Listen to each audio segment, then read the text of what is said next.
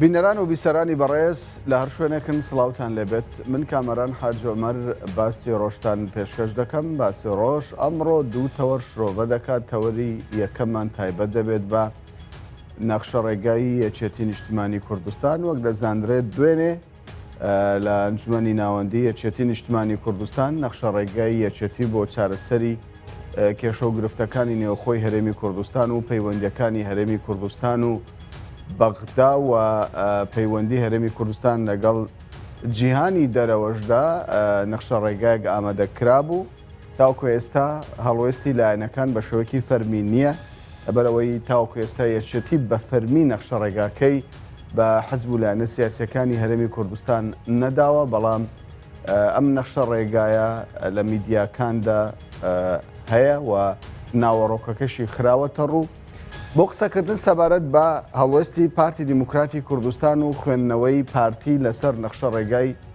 یەکێتی نیشتیمانی کوردستان لە ستۆدیۆی سەنتەر میوانداری بەڕێز عارف ڕوشدی ڕاوشکاری مەکتەبی سیاسی پارتی دیموکراتی کوردستانمان کردووە. بەڕێز عارف ڕوشدی بەخێر بێن بۆ باسی ڕۆژ. سپاس بۆ ئێوە. هەرچەندە من لە دەستپێکیدا باسم لەوە کرد کە نەخشە ڕێگای یەکێتی بە فەرمی پێشکەش نەکراوە، بەڵام ناوەڕۆکەکەی لە میدیاکاندا بڵاو بۆتەوە کوردستان 24 ژوێنەیەکی لە بەردەستە. بەپێ ئەو نەخشە ڕێگایە بێ ینی چارەسەر بۆ ناوەخۆ بۆ دەرەوە بۆ کۆمەڵێک پرسکراوە. ئەوەندەی کە ئێوە ئاگادار بن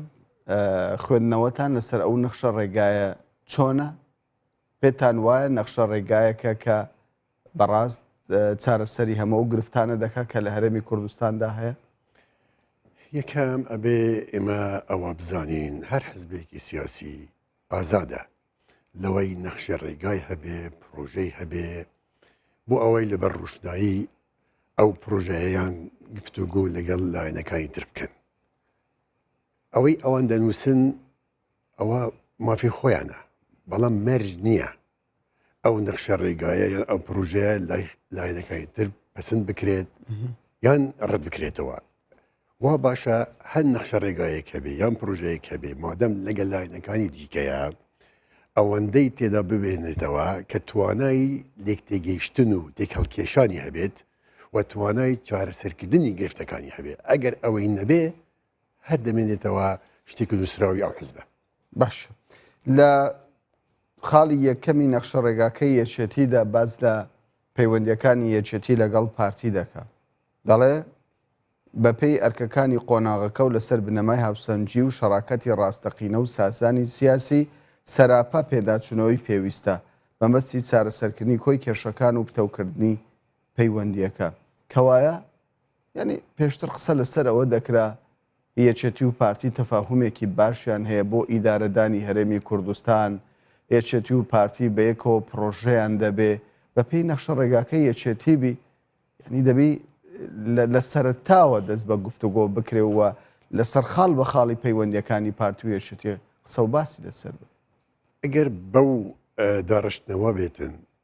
ئەبێ 3 ساڵی تر ئێمە چاوەڕوان بین کە ئایا ڕێک دەکەوین یان نە. شتیوان نییە ئێمە لە سفرەوە دەست پێ بکەین و سەر لە نوێی هەموو شتێکەکەندا ڕژینەوە. یەکەم ئەو کێشانەی کە هەن بە بۆچوونی من بەشێکی زۆریان دروستکراون، 2 گەورە کراون، 3 ئەبێ هەموو لایەنەکان بەرپرسیارانە بیر بکەنەوە ئەو قۆناغەی کوردستان تێدا دەپەڕێت،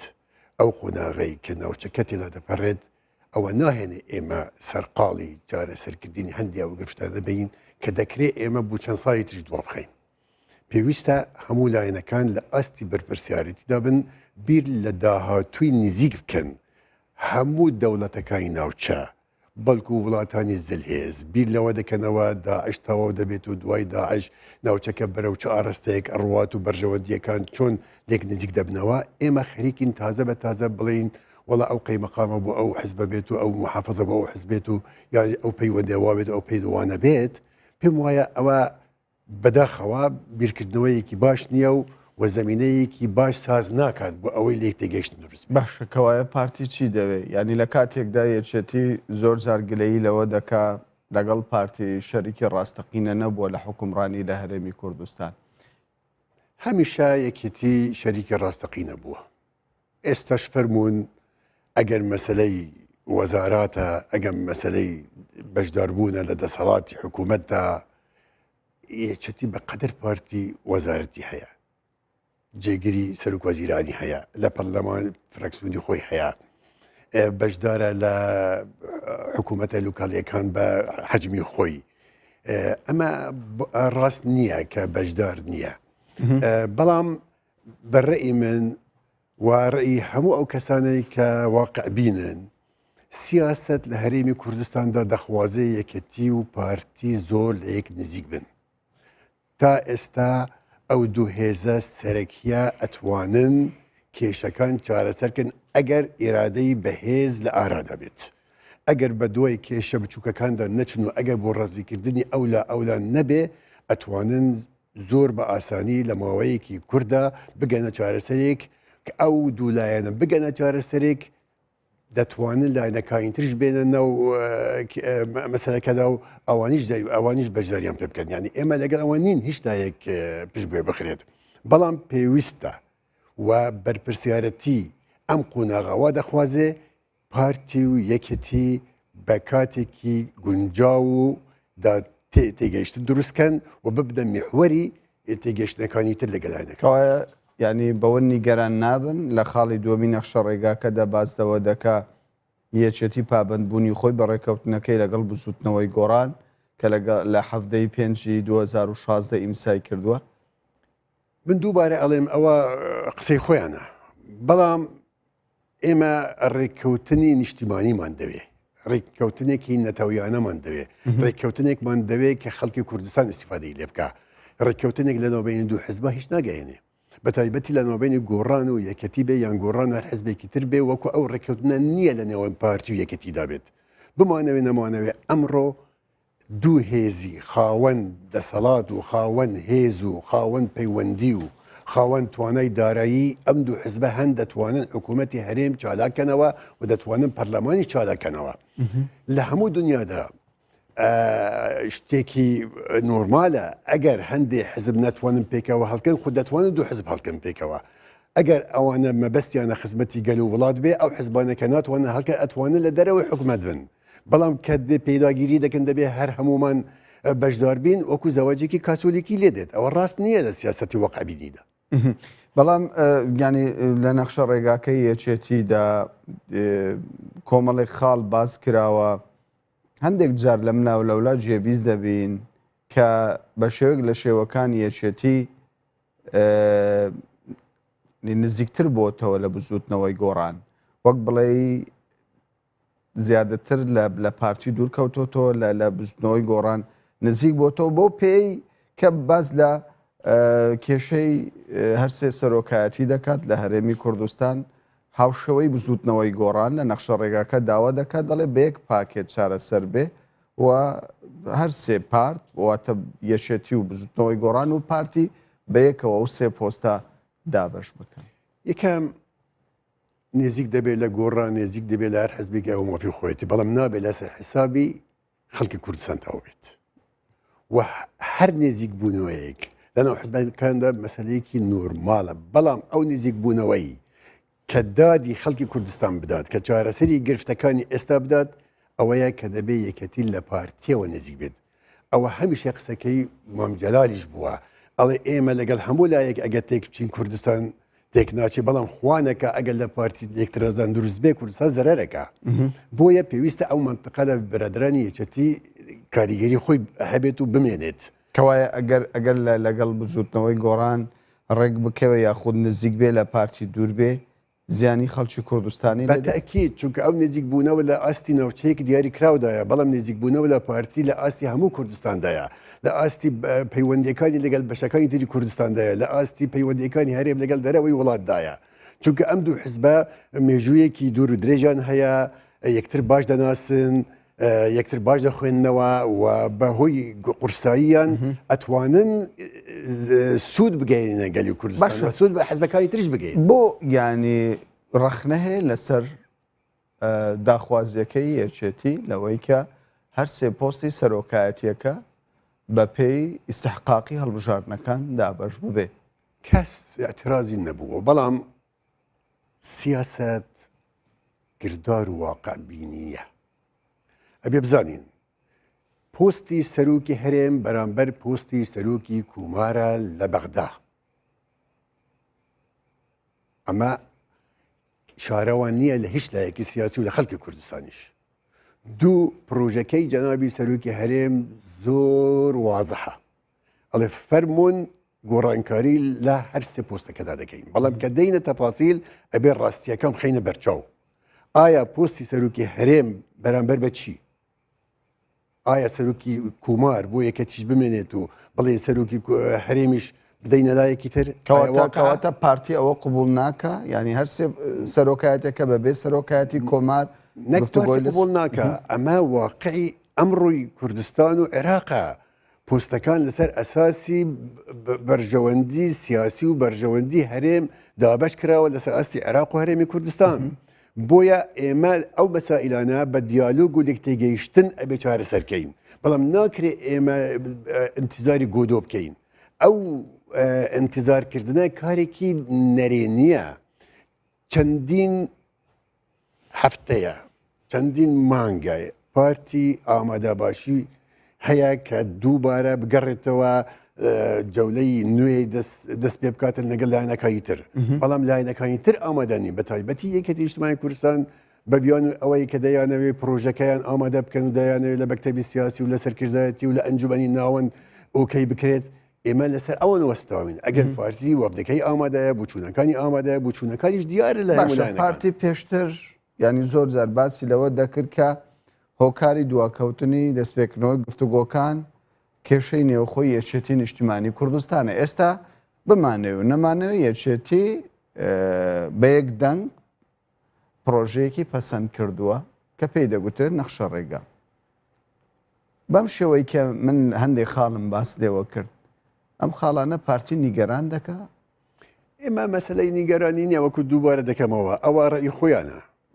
ئەو ناتوانن بەسەر کەسە بسەپێنن بەڵام ئەگەر شتی هاوبەش هەبێ ئێمەتوانی استیفادەی لێ بکەین لای ئێمەش ڕێی هەیە لای ئێمە بچوون هەیە لای ئەوانیش هەیە بەڵام هەبێ ئەو ڕێیانە یەکتر بگرنەوە ئەگەر یەکتر نەگرنەوە ئەنجامی نابێ بۆیە هەر حزبێک ئەگە بیەوێ ئەگە ئیرادەی ڕێککەوتن و پێکهاتنی هەبێت ئەبێ پرۆژەکەی ئەوەندە نەرم و مەجای تێدا هەبێت بۆ ئەوەی تر شوێنی خەڵکی ترتیادا هەبێت بۆ ئەوەی بتوانن دەرنجابێک ئیجابی هەبێت ئەگەر ڕق و تەق بێت و ئەگەر ئەوەیە نووسیمانە دەبێ ئەوە بێ ئەو ممکن باشە دیارە تا ئێستا یەکێتی پرۆژەکەی بە فەرمی نەخشە ڕێگاکەی بە فەرمی ناداوەتە حزبەکان و بڵاوکردنەوەی ئەو نەخشە ڕێگاش لە میدیاکان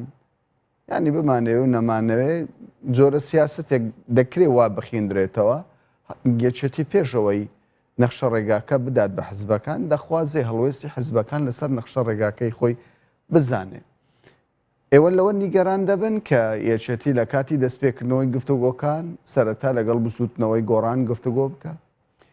ئێمە لە هیچ شتێک نیگەران نابین بەڵام دەبێ حقیقەتێک دووبارە ئەەکەم و سێوارەکەمەوە کێشەکە لە نێوان پارتی و یەکەتیدا چارەسەر دەبێت اینجا لایەنەکان دەتوانن بەشدار بن ئەوە قسەی هەموو لایەنەکانیش هەر لایەنێک سیاسەتێکی واقعی قبول بێتن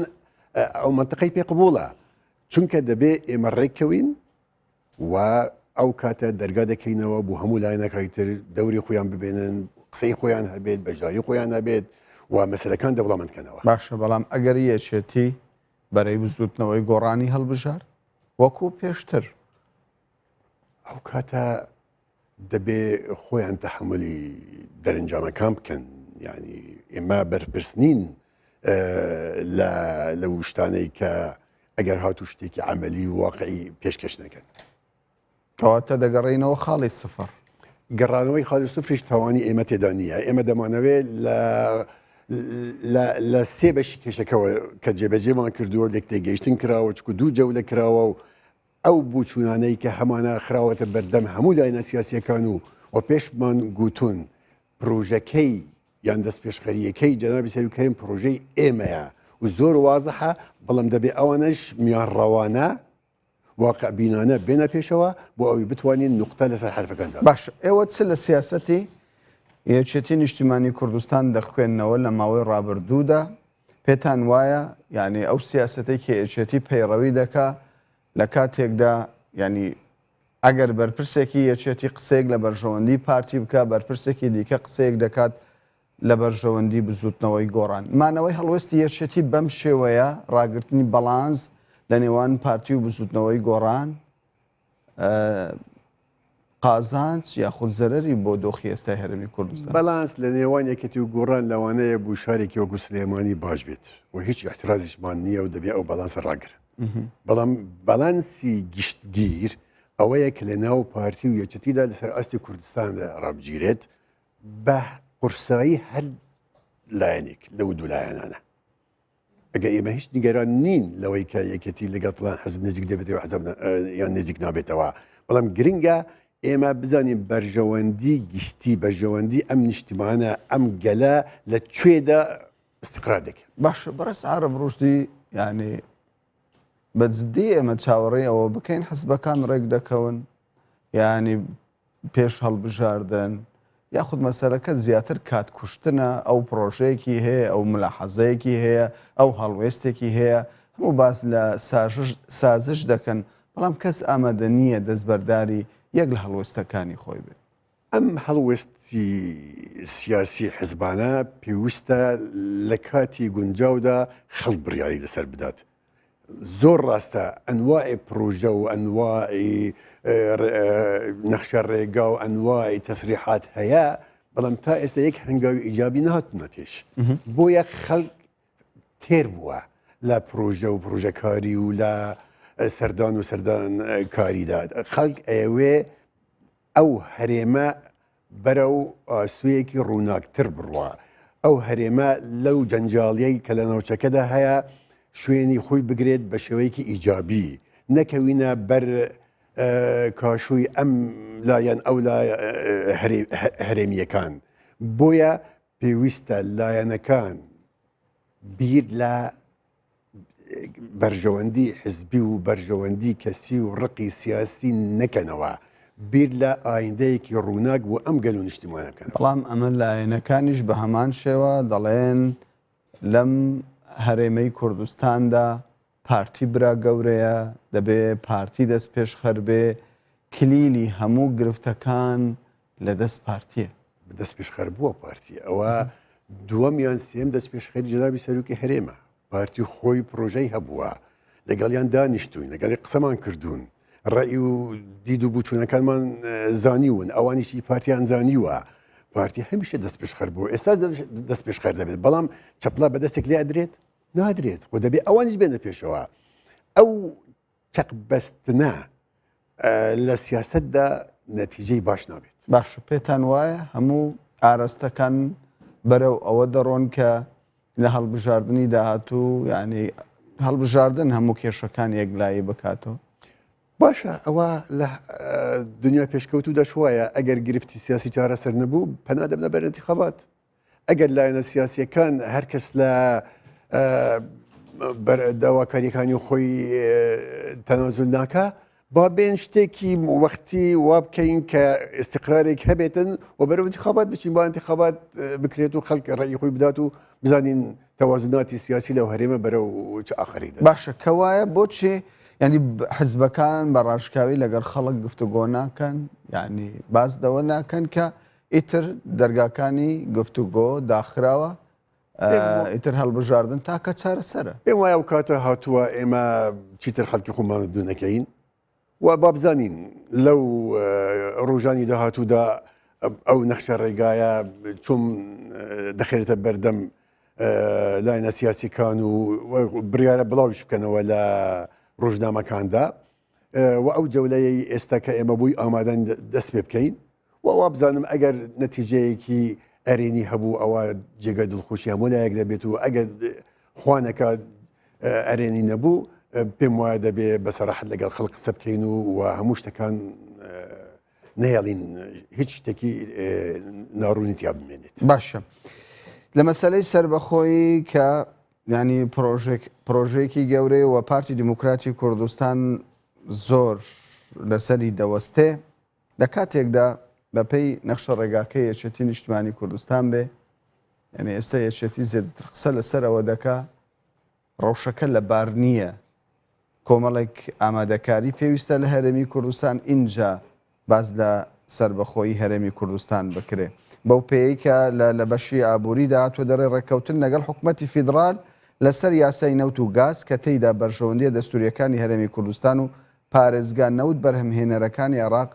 دەستە بەر بکرێن. هەروەها زیادکردنی دەواازەکانی هەناردەکردنی نەوت و گازی هەرێمی کوردستان و کۆمەڵک بابەتی دیکە. ئایا حکوومەتی بەغدا کارێکی باش کردووە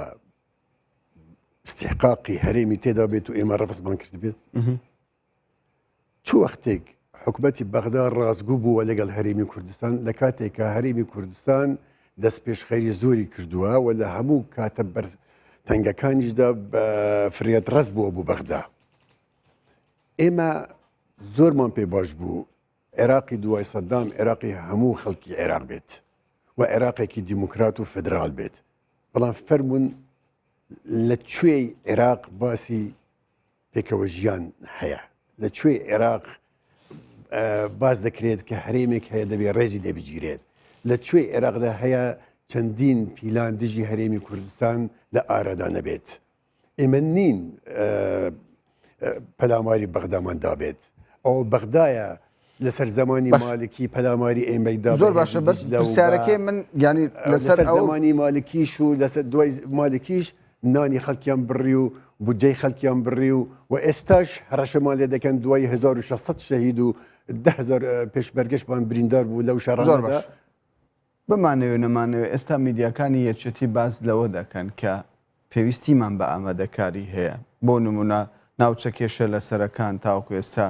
چارە نووسیان دیاری نەکراوە، گرفتی ئابووری هەیە.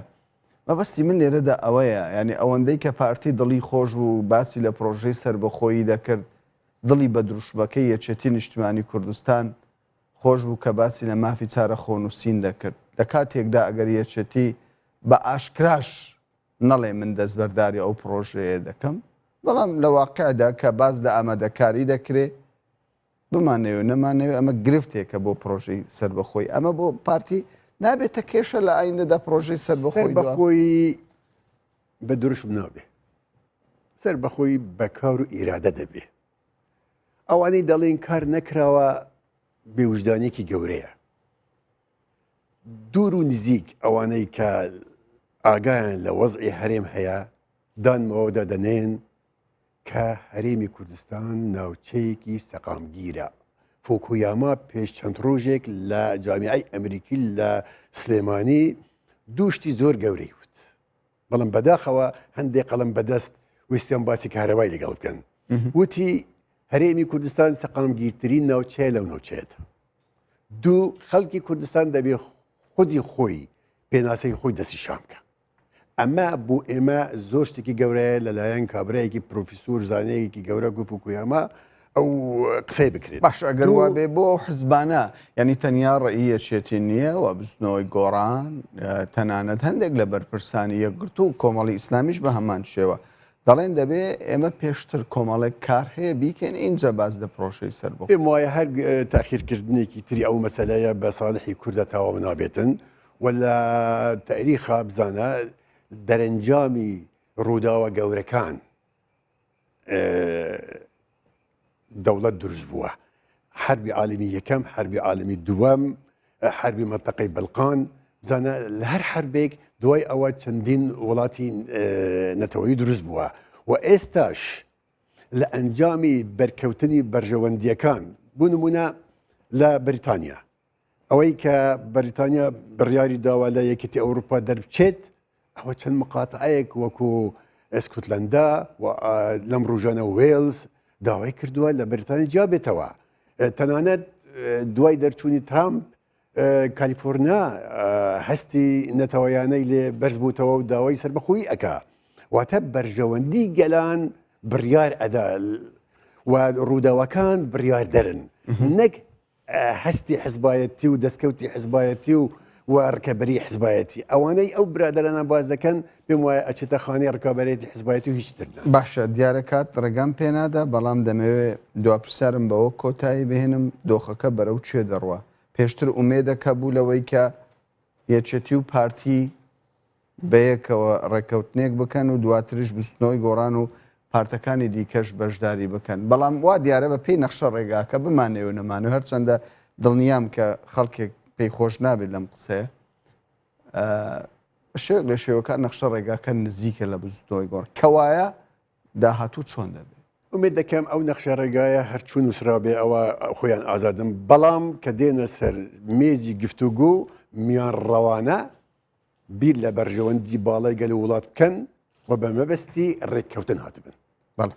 بەڕێز عارف ڕۆژدی ڕاوشکاری مەکتەبی سیاسی پارتی دموکراتی کوردستان کە لەگەڵمان بووی زۆر زۆر سوپاس بۆ توش. بەڕێزانم دوای کەمێکی دیکە دۆسەی ڕۆژهەڵاتی کوردستان و هەڵبژاردننی سەرۆکۆماری داهاتووی کۆماری ئیسلامی ئێران و هەڵبژاردننی ئەنجمەنی شارەوەنی و گوندەکانی ڕۆژهەڵاتی کوردستان تەوەری دومی باسی ڕۆژمان دەبێت و دۆسەیە دەکەینەوە.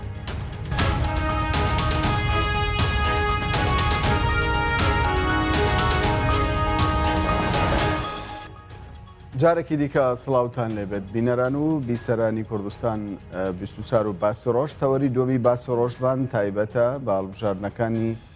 داهاتووی کۆماری ئیسلامی ئێران کە لە 19 مانگی مایس ئایار دوو هەڵبژاردننی گرنگ بە یەکەوە ئەنجام دەدرێت هەڵبژاردنێکیان تایبەتە بە هەڵبژاردننی سەرۆکاتی کۆماری ئێران و هەڵبژاردننی دووە میشکە وەک چاودێرانی سیاسی کوردی باسی لێوە دەکەن هەڵبژاردنێکی گرینگە بۆ کورد بەوەی کە بەشێک لە کوردان لە ئەنجمەنی شارەوانیەکانی پارێزگاکان و گوندەکان بەشداری دەکەن و دەتوانن خۆیان کاندید بکەن. بۆ قسەکردن سەبارەت بە هەڵبژاردنەکانی کۆماری ئیسلامی ئێران بە شێوەیەکی ڕاستەوخۆ لە ستۆدیۆی سنتەر میوانداری منسوور مرۆتی ئەندامی ڕاوشکاری سەرکردایەتی حزبی دیموکراتی کوردستانی ئێران میوانمانە لێرە بە خێراتنی دەکەم. هەروەها لە سەقزەوە لە کۆماری ئیسلامی ئێران دکتۆر خالید تەوەکولی مامۆستای زانکۆ بە شێوەیەکی ڕاستەوخۆ لەگەڵمانە بە خێراتنێکی گەرمی ئەویش دەکەم پێم باشە لە بەڕێز منسوورەوە دەست پێ بکەم با بزانین جێکاری ئەم هەڵبژاردنە لەگەڵ هەڵبژاردنەکانی دیکەی کۆماری ئیسلامی ئێران چییە بە تایبەت بۆ کورد.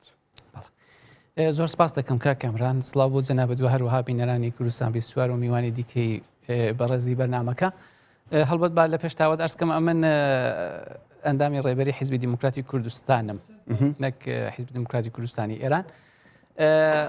جیاوازی دیارە هاوکارانم بە هەڵا ناونیشانەکەیان داوە باشە فەرموو جیاوازیەکی دەکرێت بڵم ئەو تۆ لە نێوان هەڵبژاردنەکاندا لە کۆماری ئیسلامیدا نییە بەڵام ئەنجومەنی شۆرا و بڵین نیان بە قەولی ڕۆژهەڵاتی دەڵێن شۆرای شار و گوندەکان یەک جیاوازی هەیە لەگەڵ هەڵبژاردنەکانی دیکە ئەوەیە کە خەڵکی ڕۆژهەڵاتی کوردستان دەتوانن بۆ خۆیان بە شێوەیەک ڕاستە و خۆتر لە هەڵبژاردنەکانی دیکەدا تەداخلیان هەبێت لە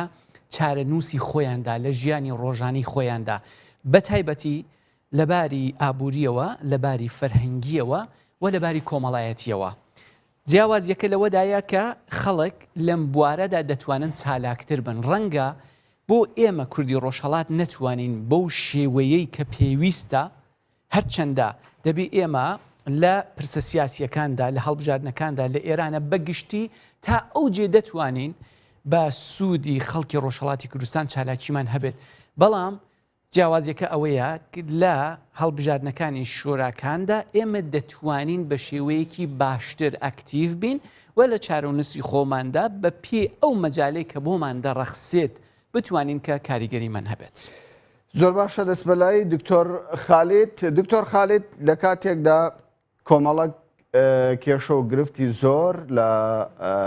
نێوخودی کۆماری ئیسلامی ئێران بە تایبەت لە ڕۆژهەڵاتی کوردستانیش لە ڕووی ئابووریەوە هەن دەکرێت بڵێن ئەم هەڵبژاردنە دەبێتە هۆکارێک بۆ ئەوەی دۆخی ئابووری خەڵکی کوردستان لە ڕۆژهەڵاتی کوردستان باشتر بکات بەو پێیکە بەپێی زانیاریەکانی ئێمە یعنی نزیکەی یاخود بڵێم زیاتر لە 30,000 کەس لە کوردان خۆیان کاندید کردووە بۆ هەڵبژاردننی ئەنجومەنی شار و گوندەکانی ڕۆژهەڵاتی کوردستان. سڵاو ڕێزم هەیە لە خزمەت ئێوە لە خزمەت کاک مەنسووری بەڕێز و بینەرانی ئەم بەرنامە منی شەرک و کاک مەنسوور بە ئاماژە بەوە کەمکەمری مامۆستای زانکۆنیم هەر مامۆستای قوتابخانەم و لە قوتابخانەکانی سەقزە تەدریسەکەم. ئەرزم بە حضورتان بەڵێ لە ڕۆژهەڵاتی کوردستان گیرروگرفتی ئابووری گیرروگرفتی کۆمەڵایەتی و فەرهەنگی یەکجار زۆرە. دیارە شوراکان ئەگەر بەباشی هەڵببژێردرێن و ئەگەر کەسانێک کە ئەبن بە نوێنەری خەڵک لە ئەنجومەنی شورای شارودیەکان بتوانن لەسەر قەول و وعدە و عید و شعارەکانی خۆیان بێسن ئەتوانن کارهەیەکن. بەڵام بەداخەوە تا ئەو جێگایی کە ئێستا ئێمە 3-4 دەورە لە انتخاباتی شورا هەبوومانە تەجروبەیەکی باش لە هەڵبژاردننی شوراکان نەبووە و زیاتر لەوە کە ئێمە ئینتزارمان بێت کە وەزعیەتی شار چ لەباری عمرانی چ لەباری ئابووری چ لەباری فەرهەنگیەوە باشتر بێت لەوانەیە گۆڕانکاریەکی کەیفی و گۆڕانکاریەکی زۆر باشی بەخۆیەوە نەدی بێت. خەڵکێکی زۆر بەشداری هەڵبژاردنەکە ئەبن هەروەکو ئاماژەت پێکرد نزیکی 30,000 نەفر ناوی نووسیوە لە شارێکی وسەقز کە 7 نەفەری گەرەکە 124 نەفەر ناوی نووسە لەوانەیە چەند نەفەرێکیشیان پەسەند نەکرێن ڕەدی سەلاحیەت بکرێن بەڵام بەشێکی یەکجار زۆر ئەمێنێتەوە نی زیاتر لە 100 نەفەر لەوانەیە لە ڕقابەتەکان و لە هەڵبژاردنەکە بمێنێتەوە. بەڵام بەداخەوە ئەوەی کە تا ئێستا لە هەڵبژاردننی شوراکانە ئێمە بەرچاومان کەوتو دیمانە بەرنمەیەکی باش و بەرنمەیە کە بتوانێت گیرروگرفتی خەڵک حل و فەسڵ بکات بتوانێت گیرروگرفتی خەڵک لە شارەکان یا لە دێهاتەکانە کەمە بکات نەمان بووە. لەوانەیە بەهایەک باشتر بوو بێتن بەڵام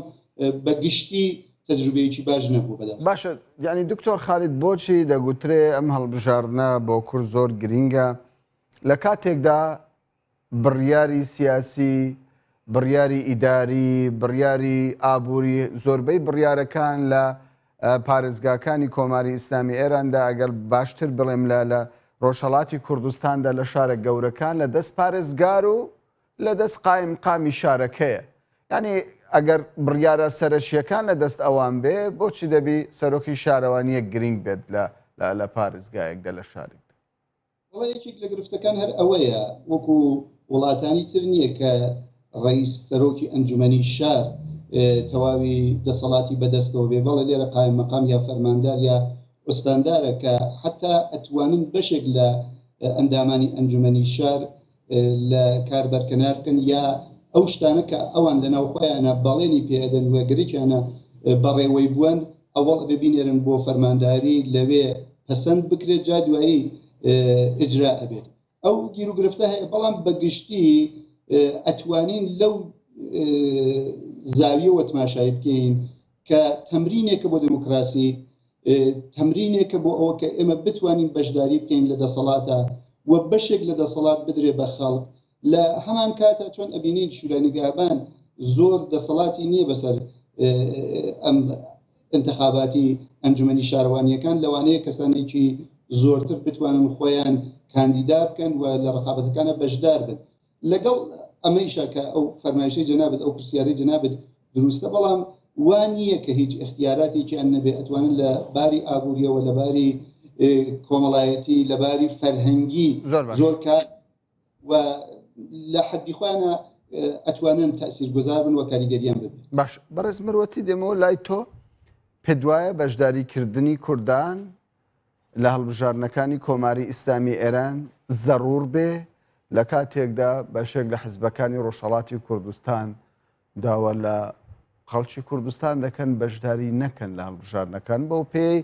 یعنی کاندیدی خۆیان نابینن لە نێو هەڵبژاردنەکاندا. یەکێک لە کێشە سەرەکیەکانی هەڵبژاردنەکان لە ئێرانە بەگشتی و ئێستا ئێمە کە باسی هەڵبژاردنەکانی شۆراکان دەکەین ئەوەیە کە بەداخەوە لە ڕۆژهەڵاتی کوردستان ڕێگە نەدراوە کە ئەحزاب بەشداری بکەن بۆ وێنە ئێمە حیزبی دیموکراتی کوردستان ئەگەر ڕێگە درابا کە بەشداری ئەو هەڵبژاردنانەکەین بە لیستی خۆمانەوە و ئەحزابی دیکەش بە لیستی خۆیانەوە بەشداریان کرد با بێگومان ڕوتی دیموکراتیک بوونی هەڵبژاردنەکان و کەسانی شارەزا و پسپۆر کە لە شۆراکاندا بە قەول ببنە کار بەدەست بڵین باشتر دەبوو. کەواتە گرفتەکەی ئێوە بەس تەنیا لەوەیە کە نوێنەری ئێوە بەشدار نییە؟ بەڵێ نەتەنیا ئەوە. ئەمە گرفتی سەرەکیە کە بەداخەوە ڕێگە نادرێ و لە ناوخۆشدا تەنانەت بەداخەوە کوردەکان هەتاکو ئێستا لەلایەن دەسەڵاتەوە ئیجازەیان نەداوە کە حیزبی خۆیان هەبێت تەنانەت لە ڕوانگەی یاسای کۆماری ئیسلامیژەوە. بەڵام جگە لەوانە لەلایەکی دیکەوە ئێمەی کورد لە ڕۆژهەڵات یان لە باقی بەشەکانی کوردستاندا دەکرێ بڵم کە چارە نووسمان بەندە بە پرسە گرنگەکانەوە کە لە ناوەندی دەسەڵات بۆ وێنە بۆ ئێمەی ڕۆژهەڵاتی چارە نووسی سیاسی ئێمە پەیوەندی هەیە بە تارانەوە. نابێ غافڵ بین لەوەی کە بڵین ئەوە ئینتخاباتی سەر کۆماری مەسەلەن یا پارلەمان مەجلیس یان شوراکان هیچ گۆڕانکاریی لە بڵین چارە نووسی ئێمەدا نابێت. ڕاستە وایە کۆماری ئیسلامی بە هەموو شێوەیەک دەیهەوێ ئێمە تەریک بخاتەوە. ئێمە دەمان هەوێکە وەکو حیزبی دیموکراتی کوردستان لە چکۆلەترین دەرفەتەکانیش کەڵکی پێویست وەربگرین. وەک کاک خالیدیش وەک دوکتور خالید ئیشارە پێکرد لە نێو ئەو خەڵکیدا کە خۆیان دەپاڵێون یعنی ناوی خۆیان دەنووسن کاندید دەبن بێگومان خەڵکی باشیش هەیە. لەگەڵ ئەوەشتا دەسەڵاتیش بۆ خۆی هەوڵەدا کە پیاوەکانی یا ئینسانەکانی خۆی بڵین کەسانی سەر بەخۆی بخزێنێتەوە ئەو مافی هەموو دەستەڵاتێکە کە بتوانێتن زێدەتر درێژە بە حکومڕانی خۆی بدات. بەڵام پرسیاری من بۆ ینی حزبە ڕۆژهەڵاتیەکان کوردان لە ڕۆژهەڵات ئەوەیە بۆچی کوردەکان لە ڕۆژهەڵاتی کوردستان نەیانتوانیوە لەگەڵ ژینگەی کۆماری ئیسلامی ئێران شۆڕشی ئیسلامی ئێران خۆیان بگونجێنن پارتێکی کوردستانی ئیسلامی با بڵێن دروست بکەن هاوشەوەی هەدەپە کە ئێستا لە تورکیا هەیە و توانی بەشدار بێت لە کاکەمەرانی بەڕێز بەداخەوە لەلایەن دەسەڵاتەوە دەسەڵاتی کۆماری ئیسلامی و هەتاکو ئێستا دەنا چالاکانی سیاسی و مەدەنی لە ڕۆژهەڵاتی کوردستان هەر ئێستا داواکاریان بۆ دامەزراندنی حیزبێکی کوردی لە بەردەم مێزی وەزیری ناوخۆ یا وەزیری کشوەر بە قەولی ئێمە لە تاران هەیە. بەڵام هەتاکو ئێستا بە دەلایلی ئەمنیەتی لە ڕوانگەی ئەوانەوە ڕێگە نەدراوە کە کوردەکان لەوێ لە ناوخۆ ڕێکخراوە و حیزبی تایبەت بۆ خۆیان هەبێ. دەنا کوردەکان بەڵێ ئیقدامیان کردو ئەو کاریان کردو بەڵام جوابی موسبەتیان پێ نەدراوەتەوە تاکو ئێستا. لە بۆ ئێمەی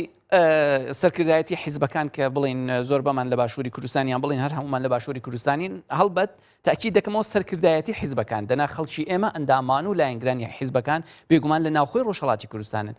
ئێمە بەداخەوە لە سەرەتا هاتنە سەرکاری دەسەڵاتی کۆماری ئیسلامیەوە هەوڵمانداوە کە بە شێوەیەکی بڵین بەشداری لە هەڵبژاردنەکانە لە پرسە سیاسیەکاندا بتوانین لە ئاستی باڵادا بەقەوت نەقشمان هەبێ لە ئێرانە. بۆ وێنە ڕێبەری ناوداری کورد و سکرتێری پێشووتری حیزبی دیموکرات شادڕەوان دکتۆر عەبدوڕەحمانی قاسملوو بوو خۆی لە یەکەم هەڵبژاردنەکانی مەجلیسی خبرەکاندا لە ئێراندا لە پارێزگای ورمێدا لەلایەن خەڵکەوە بە دەنگێکی زۆر چ لە نێوان تورکەکانی نیشتیرجێ پارێزگای ورمەوە بە تایبەت لە نێوان کوردەکاندا هەڵبژێردرا. بەڵام هیچ کات ئیجازەی پێ نەدرا کە بچێتە تاران. کاتی خۆی خەڵکی ڕۆژهەڵاتی کوردستان لە بیریانەکە خومینی تەنانەت جنێوی بە مەرحوم دکتۆر قاسملوودا کە ئەگە هات بایە ئێران ئەو بە قەولی فارسی دەڵێ ئەوە دەستنشاندە و دەستپەروەردەی غەربە ئەگە هات بریا هاتبا تاران هەتەنان دەستگیرمان دەکرد. و لە ئینتخاباتی پارلەمانیشدا لەو شوێنانەی کە ڕێگا بە بەربژێرەکانی کاندیداکانی حیزبی دیموکراتدا بێت کە لە یەکەم دەورەدا ئێمە بەشدار بووین بە دەنگی هەرە زۆر کاندیداکانی حیزبی دیموکرات کوردان مەبەستم ینی سەرەتا پرسیارێکم کرد پێم وایە وەڵامەکەت وڵام من نەدامەوە بەشداریکردنی کوردان زەڕورە یاخود زەڕور نییە بۆ هەڵبژاردنەکان؟ بێگومان زەرورە بێگومان زەرورە. دەم هەوێ بڵم کە ئێمە نابێ کۆماری ئیسلامی وەکو ئەرزم کردی دەی هەوێ ئێمە تەریک بخاتەوە لە ژینگەی سیاسی خۆمان لە خەڵکی خۆمان دوور بخاتەوە بەڵام نابێ ئێمە تەسلیمی ویست و داخوازی ئەوان بین نەتەنیا ئێمە لە ناوخۆی کۆماری ئیسلامیشدا کۆماری ئیسلامی هەوڵ ئەدا کەسانی کە دەیان هەوێ بە جۆرێک تەنانەت لە چوارچێوەی سیستمی خودی کۆماری ئیسلامیشدا ڕفێڵمێک ئیسلاحێک بکەن تەنانەت دەیهەوێ ئەوانش بە مەسیرێکا بەرێکە بەقۆڵ داوای تەحریم مشتیوا بکەن کە ئەرزم کردی کەسەکانی سربەخۆی گوێڕایەڵەکانی سربەخۆی بشنە ناو دەسەڵاتەوە دەگەڕێمەوە بۆ ئەو پرسیارە کاکەمران ئەگەر مەجالم دەین لە هەڵبژاردنەکانی ئەنجومەن و یا بە شورای شار و گوندەکانیشدا بێگومان کەسی خۆشناو کەسی متخەسس کەسی لێزان لە نێو خەڵکی کوردیشدا هەیە نەک تەنیا کەم زۆریژە بۆیە ئێمە بە تایبەتی لەم هەڵبژاردناندا نابێ هیوادارم حیزبەکان نەشنە نێو پرۆسەیەکەوە کە دەستی ئەو کەسە باشانە ببەستن نەتوانن لە هەڵبژاردنەکاندا بەشداری بکەن. زۆر باش دەچمە لای دکتۆر خالید ئامارێک لە بەردەستی من هەیە ینی فەرمینین بەڵام باز دەوە دەکەن کە لە ماوەی یەکەمی ئەم ساڵدا مانگی یەکەمی ئەم ساڵدا زیاتر لە 16,000 کارگەی پیشەسازی لە ئێران بەهۆی بێکاریەوە داخراون تەنانەت باز دەوە دەکرێت ڕێژەی بێکاری لە ئێران گەیشتۆتە 7 میلیۆن کەس و ینی خەڵکێکی زۆر توش ئالوودەی مادەی هۆشبەر بووە بە شێوەیەکی گشتی دەمەوێت بپرسم ینی حکوومەتی داهاتووی ئێران ئەو هەڵبژاردنەی کە ینی بڕیارە دوو مانگی تر بکرێ دەتوانێت زاڵ بێ بەسەر کێشە و گرفتەکانی کۆماری ئیسلامی ئێران پێم وانییە گیر و گرفت یەکجار زۆرە لە هەمان کاتدا دەوڵەتیش دەستی کراوە نییە بۆ ئەوە کە بەرنمەکانی ئەو شتانە کە خۆی هەبێ بەرەو پێش بووە بەتایبەت گیر و گرفتی ئابووری و کۆمەڵایەتی جۆرێکە کە ئەشێ ئێمە زمانێکی یەکجار زۆرمان لەبەردەستا بێ کە بتوانین وردەوردە ئەو گیر و گرفتە کە کۆمەڵگا تووشی بووە و گرفتاری بووە لەبین بچێت دیارە دەوڵەتی ڕۆحانی لەو ڕۆژەوە کە هاتوتە سەرکار من پێم وابێ بە شێوەیەکی گشتی بەرنامە ئابوووریەکانی بەرەو باشتربوون ئەڕوات بەڵام لە هەمان کاتە ئێمە ناتوانین ئەوە نادیدە بگرین کە گیر و گرفتی ئابووری و کۆمەڵایەتی و سیاسی نێونەتەوەی بە حەدێک لە ئێرانە زۆرە کە نەک ئەم دەوڵەتە چەند دەوڵەتی تریش ئەبێ کار بکەن و کارێکی باش بکەن تا بتوانن ئەو گیر و گرفتانە کەم بکەنەوە دیارە ئەنجومەنی شارەوانی بە نسبەتی ئەو گیر و گرفتانە اختیاراتی زۆر کەمە بودجە و پۆڵی زۆر کەم لەبەردەستایە و ئەو کەسانەش کە شارەزان ئەو کەسانش کە خۆش ئینسانی و دڵسۆزانە گەرێکیانە کار بکەن لەوانەیە یا دەنگ نێنن یا ئەگەر بچنەوە ئەنجومەنی شارەوانی لەوانەیە ئەو جۆرەکە بیان هەوێ باشە دکتۆر خالید پێشتر باز دەوە دەکرا کە ڕێژەی بەشداربووانی کورد لە هەڵبژاردنەکاندا وەک پێویست نەبووە ینی چاوەڕێ دەکرێت لەم هەڵبژاردنەدا ڕێژەی بەشداربووانی کورد زێدەتر بێ منزور ئەنجومەنی شارەوانیە یا سەرۆک کۆماری لە هەردوو هەڵبژاردن بێگومان هەردوو هەڵبژاردن بە پێی زانیاریەکانی ئێمە لە یەک کاتدا دەکرێت ناخۆ جیایە یعنی کەسێک ئەتوانێت لە ئەنجومەنی شارەوانی بەشدار بێ لە سەرۆک کۆماریە بەشدار نەبێ یا بەرعکس لە سەرۆک کۆماریە بەشدار لە من پێم وابێ ڕێژەی بەشداربوون لە ئەنجومەنی شارەوانی زیاتر ئەبێت لە سەرۆک کۆماری و ئەمەش ئەگەڕێتەوە بۆ ئەوە کە مەسەلەن لە هەر شارێک 100 نەفەر 200 نەفەر خەڵک هاتووە خۆی کاندیدا کردووە و دیارە قەوم و کەس و تایفە و دەوروبەر و هاوسێ و دراوسێ ئەوانە ئەگەر بەشدار بن ڕێژەی بەشداری لە ئەنجومەنی شارەوانی لەوانەیە چەند دەرسەدێک زیاتر بێ لە هی سەرۆک کۆماری بەڵام من ئاماژە بەوەش بکەم بۆ ڕێژەی بەشداربوونی خەڵکی کوردستان لە هەڵبژاردنەکانە من پێم وابێ بە نسبەتی میانگینی کشوەری تۆزێک لەوانەیە زیاتریش بێت ئێمە نابێ فەرامۆش بکەین کە ڕوحانی ئەگەر لە کوردستانە ڕێی زۆری نەهێنابایە یعنی لە ئۆستانی کوردستان ڕێی زۆری هاورد کە توانی ببێ بە سەرۆک کۆمار ئەگەر ئەو ڕێی کوردستان نەبووایە لەوانەیە ئیستا سەرۆک کۆماری ئێران نەبووە باشە حەسەن ڕوحانی لە ماوەی ڕابردوودا سەردانی شاری سنەی کرد ینی بە پێی قسەکانی ئێوە ئەوەندەی من تێگەیشت بم بێئومێدیەک هەیە لەلایەن کورد لە هەڵبژاردننی سەرۆک کۆماری ئیسلامی ئێراندا ینی کورد هیچ ینی باشتر وایە دەنگ بە ڕوحانی بدا یاخود بە کاندیدی پارێزگارەکان بدا بە بۆچوونی ئێوە ینی قازانجی کورد لە چیدایە بەشداری بکە بەشداری نەکە من پێم وایە بەشداریکردن لە قازانجی گشتمانە لە قازانجی کوردە و تەحریمکردن تا ئێستا جوابی نەداوەتەوە و ئەگەر جوابیش باتەوە من پێم وانیە بە نەفعی ئێمە بێت لە بارەی ئەوە کە ئایا ئێمە بە ڕۆحانی دەنگ بینیانە من پێم وابێت لەناو ئەو کەسانە کە ئێستا خۆیان کاندیدا کردووە ڕۆحانی بەرنامەکانی باشترە و ئەتوانێت زۆر باش قازانجی زیاتری بێ. زۆر باشە دکتۆر خالد دەرە ڕوحانی بەرنمەکانی باشتر دەکرێت قازانجی زیاتری لێ ببیندرێت تۆش پێت وایە؟ تەنیا بە قسە نییە کا کامرانی بەڕز وەک دکتۆر خالید ئیشارە پێکرد جەنابی ڕوحانی لە دەورەی پێشوودا بەڕێی خەڵکی کوردستان لە ڕاستیدا بوو بەسەر کۆمار بەڵام بەداخەوە هەموو ئەو بەرنامانەی کە وعدی بە خەڵکی کوردستاندا بوو هەمووی هەر لە قسەدا مایەوە هیچ کات نەبوو بەکردەوە خەڵکی ڕۆژهەڵاتی کوردستان چالاکانی سیاسی و مەدەنی لە کوردستان ڕخنی زۆر جددیان لە جەنابی ڕۆحانی و لە دەوڵەتی ڕۆحانی هەیە هیچ کات هەتاکو ئێستا بەداخەوە دیسانەکە تاکید دەکەمەوە ئەو قسانەی کە وعدی بە خەڵکدا بوو تەنانەت بە نووسراوە و بڵین نووسراوەی دەمادەیی ڕۆحانی لە کاتی هەڵبژاردنەکانی پێشوودا مەشهورە وعدیدا بەڵام وەکو دەڵێم هەتاکو ئێستا بەداخەوە وعدەکانی نەچووە بەدیلی هەیە ڕوحانی جاری هێشتا ڕەنگە زووە لەو بارەوە قسە بکەین ئایا کەسێک بەقول بێت زیاتر لە ڕۆحانی بەڵام ڕۆحانی خۆی سەرکردایەتی ڕیفۆرم خوازەکان دەکات لە کاتێکدا ئەوەی کە ڕکابەری ڕۆحانی دەکات زێدەتر لە خامنەی نێزیکە بەڵێ ڕۆحانی سەرکردایەتی ڕێفۆرم خوازەکان ناکە ڕۆحانی و دەوڵەتەکەی بەناوی دەوڵەتی ئیعتیدالگەرە و میانە ڕە و مەشهورە ئەگەر چی بڵین پشتیوانیەکی ڕێفۆرم خوازەکانیشی لەگەڵە بەڵام دەرهەر حاڵ کێشەی خەڵکی کوردستان کاکامران دەم هەوێی بە تایبەتی تاکید لەسەرەوەکەمەوە کە کێشەی خەڵکی کوردستان لەگەڵ ناوەند یان پرسی کورد لە ڕۆژهەڵاتی کوردستان ئەوە نییە کە خۆی ببەستێتەوە بە کام باڵ لە دەسەڵاتەوە ئێمە نامان هەوێکە بڵین باڵی ڕێفۆرم خوازەکان حتمما ئەوانە بۆ ئێمە هەموو شتێک بە دیاری دێن و باشن و هەموو شتێکیان تەواوە یان نەخێر باڵی وەک جەنابەت فەرمووت نزیک لە ڕێبەر و ئوسوڵگەراکان ئەوانە باشترن یا خراپترن چێها لە باڵەکانی دەسەڵات